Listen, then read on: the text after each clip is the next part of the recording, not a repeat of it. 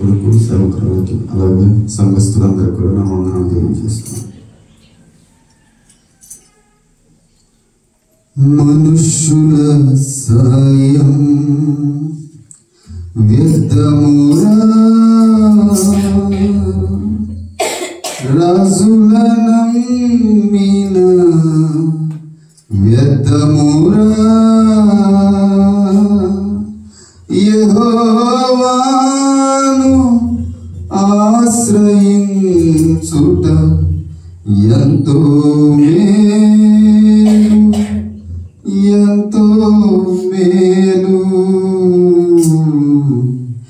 ఎంతో మేలు, ఎంతో మేలు.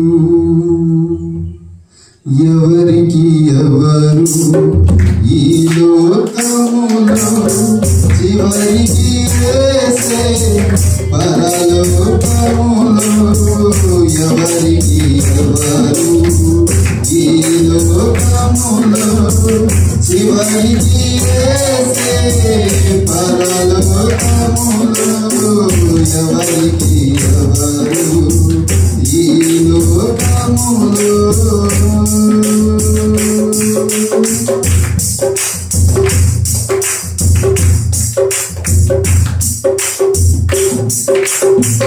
ఎవరెవరు ఎదురవుతుంటారు ప్రాణానికి నా ప్రాణము అంటారు, ఎవరెవరు ఎదురవుతుంటారు ప్రాణానికి నా ప్రాణము అంటారు, కష్టాలలో వారు కదలిపోతారు, కష్టాలలో వారు కదలిపోతారు, కరుణ గల యేసు నాతో ఉంటాడు, కరుణ గల యేసు నాతో ఉంటాడు. ఎవరికి ఎవరు ఈ లోకములో చివరికి వేసే పరలోకములో, ఎవరికి ఎవరు ఈ లోకములో.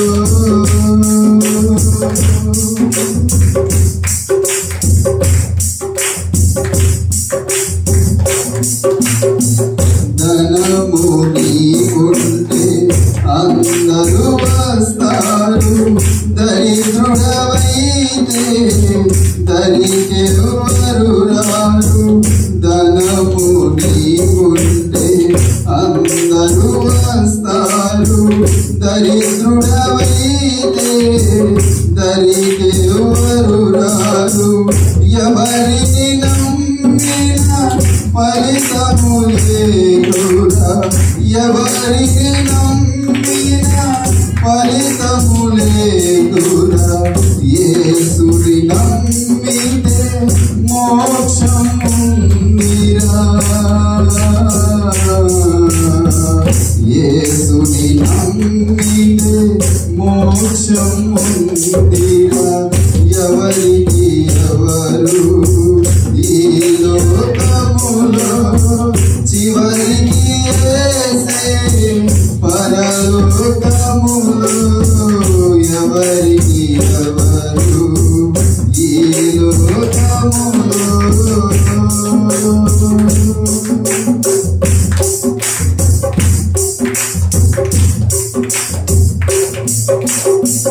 మనుషుల సాయం వ్యర్థమురా, రాజుల నమ్మిన వ్యర్థమురా, మనుషుల సాయం వ్యర్థమురా, రాజుల నమ్మిన వ్యర్థమురా, యెహోవాను ఆశ్రయించుట, యెహోవాను ఆశ్రయించుట ఎంతో మేలు, ఎంతో మేలు,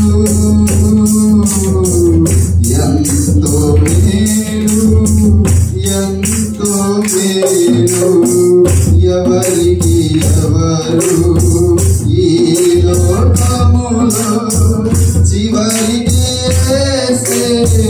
పరలోకములో ఎవరికి ఎవరు ఈ లోకములో చివరికి యేసే పరలోకములో ఎవరికి ఎవరు నీకే వందనం నీకే వందనం నీకే వందనం నీకే వందనం ఆధారమై ఉన్న యేసయ్యా నీకు కృతజ్ఞుడమై జీవితమంతయు సాక్షులమై ఉందుము ఆధారమై ఉన్న యేసయ్యా నీకు కృతజ్ఞుడమై జీవితమంతయు సాక్షులమై ఉందుము నీకే వందనం నీకే వందనం నీకే వందనం నీకే వందనం హల్లెలూయా.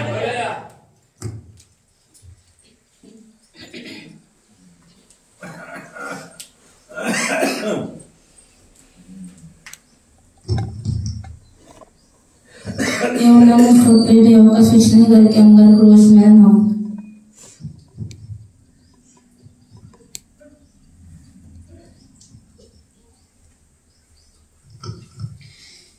ఏ భయము నాకు లేనేలేదుగా నీవు తోడుండగా ఏ దిగులు నాకు లేనేలేదుగా నీ కృప నా తోడుండగా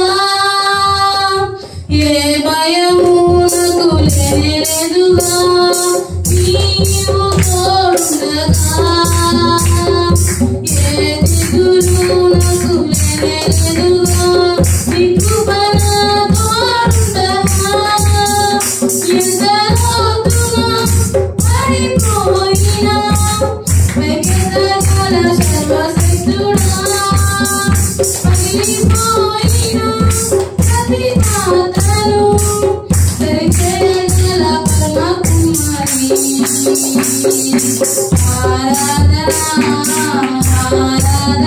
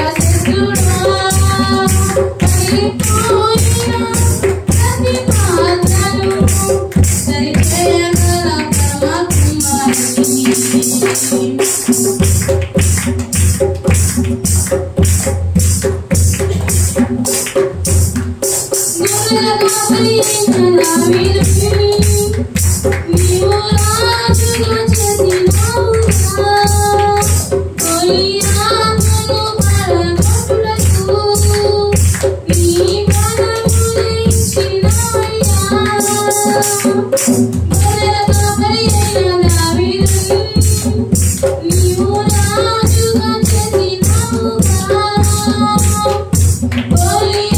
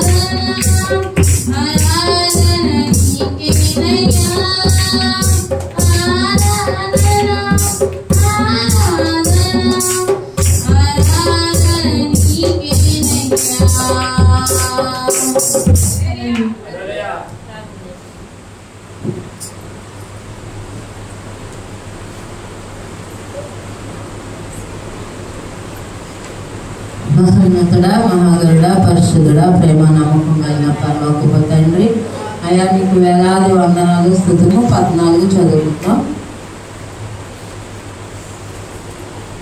యెహోవా ఎన్నాళ్ళ వరకు నన్ను మర్చిపోవుదు? నిత్యము మర్చెదవా? నాకెంత కాలం మీకు విముఖుడవై ఉందువు? ఎంత వరకు నా మనసులో నేను చింతపడుదును? ఎంత వరకు నా హృదయంలో పగలంతయు దుఃఖాక్రాంతుడినై ఉందును? ఎంత వరకు నా శత్రువు నా మీద నన్ను హెచ్చించుకొనును?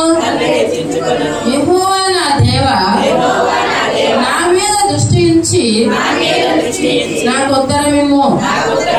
నేను మరణ నిద్ర నందకుండును. వారి గెలిచితినన్న నా శత్రువు చెప్పుకొనకుండాను. నేను తూలిపోయి ఉండగా నా విరోధులు హర్షింపకుండాను నా కన్నులకు వెలిగిమ్ము. నేనైతే నీ కృపయందు నమ్మిక ఉంచి ఉన్నాను. నీ రక్షణ విషయమై నా హృదయము హర్షించుచున్నది. యెహోవా నాకు మహోపకారములు చేసి ఉన్నాడు. నేను ఆయన కీర్తించెదను. దేవుడు లేడని బుద్ధిహీనులు తమ హృదయములో అనుకొందురు. వారు చెడిపోయిన వారు అసహ్య కార్యములు చేయుదురు. మేలు చేయువాడు అక్కడనూ లేడు. వివేకము కలిగి దేవుని వెతుకువారు కలరేమో అని యెహోవా ఆకాశం నుండి చూచి నరులను పరిశీలించెను. వారందరూ దారి తొలగి బొత్తిగా చెడి ఉన్నారు. మేలు చేయువారు ఎవరునూ లేరు, ఒక్కడైనను లేడు. యెహోవాకు ప్రార్థన చేయక ఆహారం మృంగునట్లు నా ప్రజలను మృంగుచు పాపము చేయు వారికి అందరికి తెలివి లేదా? పాపము చేయువారు బహుగా భయపడుదురు. ఎందుకనగా దేవుడు నీతిమంతుల సంతానము పక్షముననున్నాడు. బాధపడు వారి ఆలోచనను మీరు తృణీకరించుదురు. అయినను యెహోవా వారికి ఆశ్రయమై ఉన్నాడు. సియోనులో నుండి ఇశ్రాయేలునకు రక్షణ కలుగును గాక. యెహోవా శరణలోనే తన ప్రజలను రప్పించినప్పుడు యాకోబు హర్షించును, ఇశ్రాయేలు సంతోషించును. ఈ పరిశుద్ధ వాక్యం దేవుడు దీవించును గాక. మనందరం కూర్చున్నాం. సాక్ష్యం సమయం కనుక మన మధ్యలో ఉన్న రమణ గారు వచ్చి సాక్ష్యం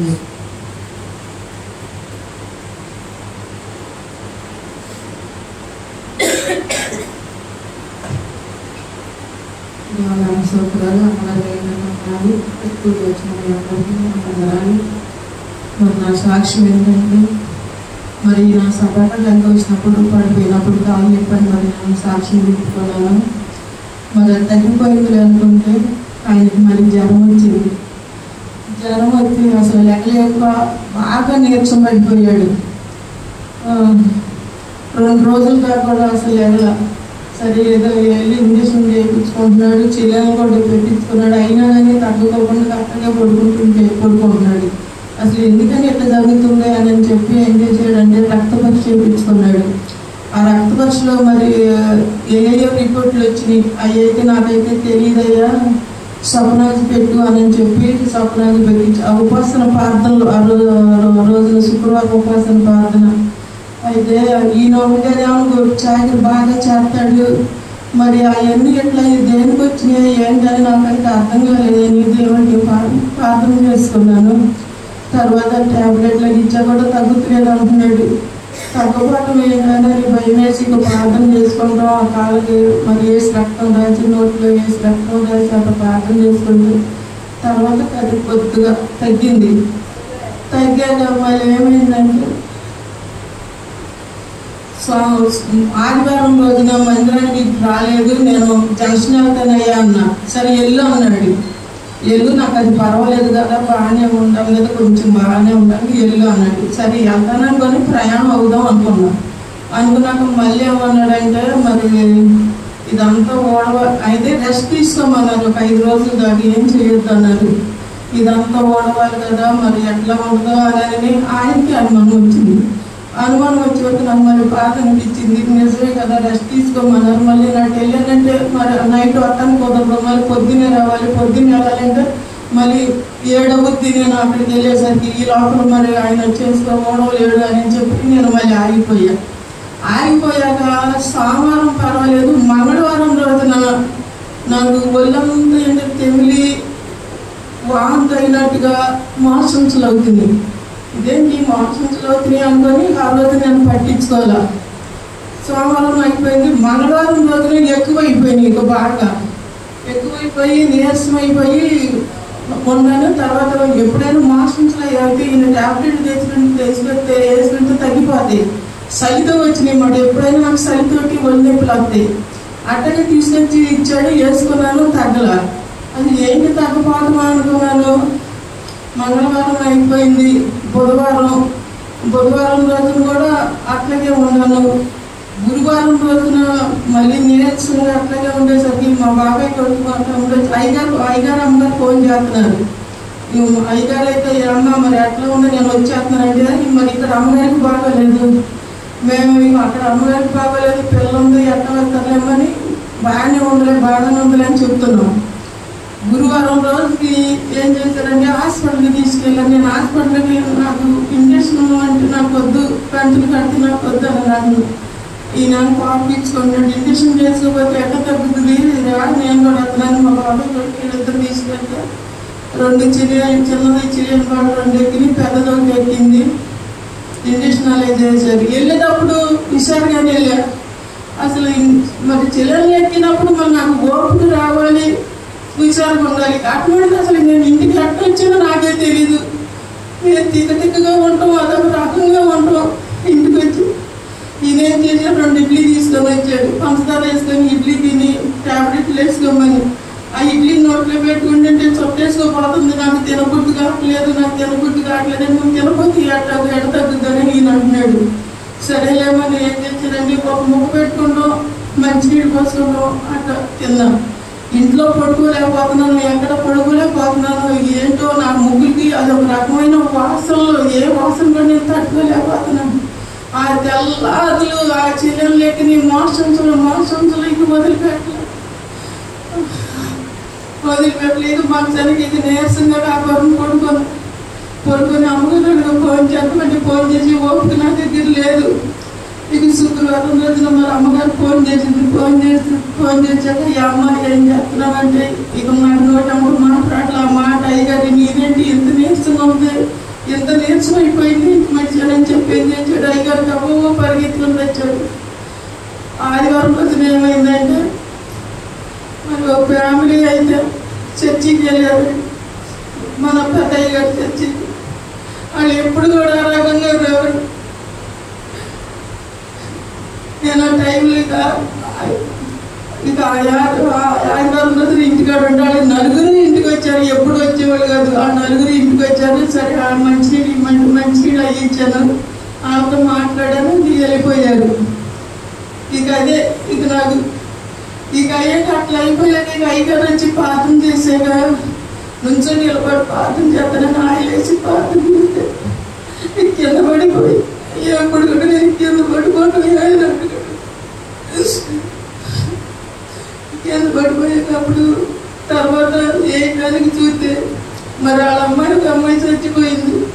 అది చచ్చిపోయింది, మరి వాళ్ళ ఉందంటే నాకైతే తెలీదు. నేను వాళ్ళు బాగానే చర్చికి వెళ్ళి వస్తున్నారు కానీ చెప్పి వాళ్ళతో స్వతంత్రంగా మరి కాదే మేము బతుకు పలిగిన నేను గుడికి రాలేదు. పోయినారు నా మీద దాని ప్రభావం చూపించి అయ్యారు ఎప్పుడైతే ప్రార్థన చేశారు అది నాలో నుంచి వెళ్ళిపోయింది. మరి అయితే కొద్ది నీరసంగా ఉంటుంది. మరి మా గురించి మీ అందరూ ప్రార్థన చేస్తారు, అందుకంటే మీ వందనాలు. మరి నా భర్త కూడా మందిరానికి రావాలి, మేము కూడా మందిరం రావాలని దేవుడు మా పట్ల అనేక కార్యాలు జరిగింది. అనేక అపాయం నుంచి మమ్మల్ని తప్పిస్తున్నాడు, అనేక కీళ్ళ నుంచి మమ్మల్ని తప్పించి నిలబెడుతున్నాడు.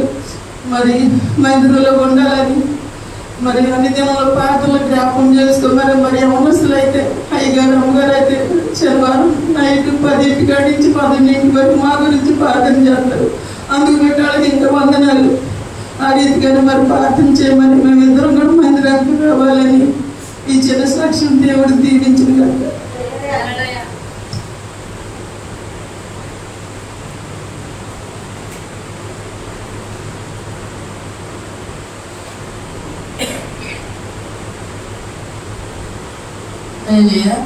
దేవుని నామ స్తోత్రాలు. మీ అందరూ కూడా ప్రభు నామంలో యేసుక్రీస్తునామములో ప్రత్యేకమైన వందనాలు.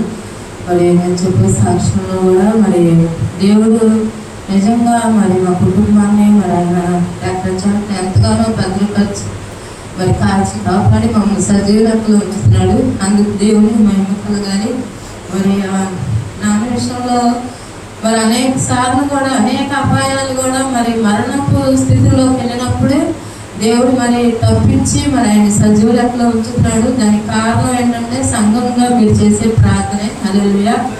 మరి మన విషయంలో అయితే చాలా భయపడ్డాం మేము. మరి నాకైతే తెలీదు. మరి స్వప్నం వచ్చి చెప్పేటప్పటికే నాకు తెలిసింది. మరి నైట్ శనివారం మరి యవనస్తులు మేము అందరం కూర్చొని 12 గంటల దాకా ప్రార్థన చేస్తాం ఆయన కోసం. నేనైతే ఒకటే చేశాను ప్రార్థన. ఏం చేశానంటే మరి మాకైతే ఎవరు లేరు ప్రభు, మరి ఉన్నది ఆయనే కదా, మరి పాడుకుంటున్నాడు ఎలాగో లేడు. మరి ఆయన విషయంలో కూడా మరి పైనుంచి నుంచి పడిపోతే మరి అక్కడ రాయి నాపరాయి మరి రోలు చాలా ఉన్నాయి. ఏది తగిలినా నడువిరిగిపోవాలి, లేకపోతే తలకాయ పగిలిపోవాలి. మరి అటువంటి స్థితిలో మరి దేవుడు ఆయన సజీవులలో నుంచోబెట్టాడు.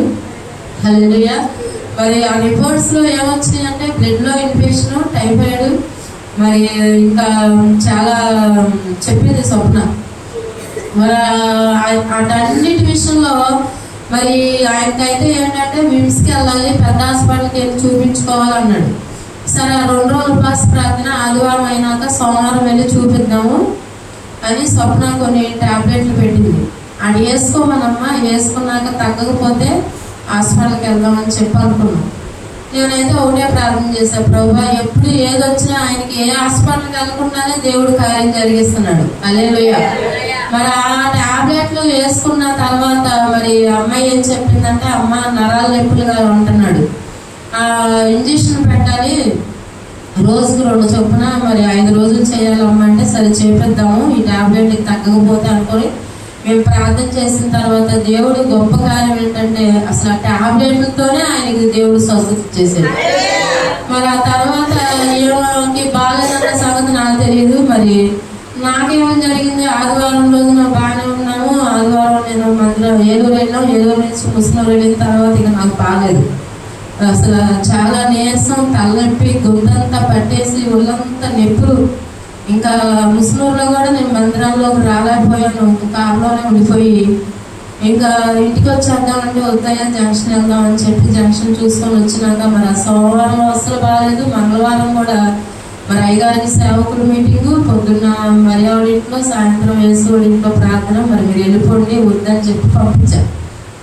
ఇంకా ఆయన వెళ్ళిపోయిన తర్వాత నాకు ఎలా ఉందంటే అస్సలు బాగాలేదు, లేకపోతున్నాను, నీరసం అయిపోతుంది. అమ్మాయి ఇచ్చింది టాబ్లెట్, అవి వాడుతున్నా కూడా నాకేం తగ్గట్లా. ఎందుకు తగ్గట్లేదు నాకేం తెలియట్లా. ప్రార్థన చేసుకుంటున్నా పడుకొని. తర్వాత నేను సాయంత్రం నుంచి ముస్లిం ప్రార్థనకు వస్తానని చెప్పాను గారితో, కానీ వెళ్ళలేకపోతున్నాను. నాకు ఒళ్ళంతా నొప్పులు, అసలు లేగలేని స్థితిలో ఉన్నా. ఇంకా వీడు తేజ వచ్చాడు, రెండమ్మ హాస్పిటల్కి వెళ్దామంటే వద్దురా నేను రాను హాస్పిటల్కి, మీరు ప్రార్థనకి వెళ్తున్నారు కదా వెళ్ళండి అని చెప్పి నేను కూడా ఉండిపోతాను అన్నాడు. వద్దురా నువ్వు ఉండొద్దు, నువ్వు వెళ్ళిపో, నాకు చర్చిలో కొంచెం పట్టాయిరా, నేను చర్చిలోకి వెళ్తానని చెప్పాను. అప్పటికే 7:30 అయిపోయింది. ఇంకా ఏం తింటున్నానో కూడా తెలియదు. రుచితా లేపు మధ్యాహ్నం కొంచెం అన్నం పెట్టింది, అన్నం తింటాం పొడుగుండి పోతాయి. మగతా ఒళ్ళంతా నొప్పులు, అసలు నా శరీరం నా స్వాధీనంలో లేదు. నాకు ఒక పక్కనేమో మరి ఏడుపు వచ్చేస్తుంది, ఏంటి ఇట్లా అయిపోతుంది. రుచితేమో భయపడి అమ్మ అంబులెన్స్ కన్నా ఫోన్ చేస్తానమ్మా తీసుకెళ్తానంటుంది. అంబులెన్స్ దేవుడు నన్ను నేను చర్చిలోకి వెళ్ళిపోతానని చెప్పేసి వీడిని పట్టలేదని చెప్పి మీరు కూడా రెండమ్మని ఇక చిన్న పాపను తీసుకొని వచ్చారని నేను వచ్చి ఏం ప్రార్థన చేశారో నాకు తెలీదు. ప్రభువా మరి ఎందుకు ఇలా జరుగుతుంది నాయన, ఒకరి తర్వాత ఒకరికి మరి అయ్యగారికి కూడా 102 జ్వరం ఉన్నాయి, మరి అమ్మాయి ఇంజక్షన్ చేసినాక ఆయన దేవుడు స్వస్థత ఇచ్చేసాడు.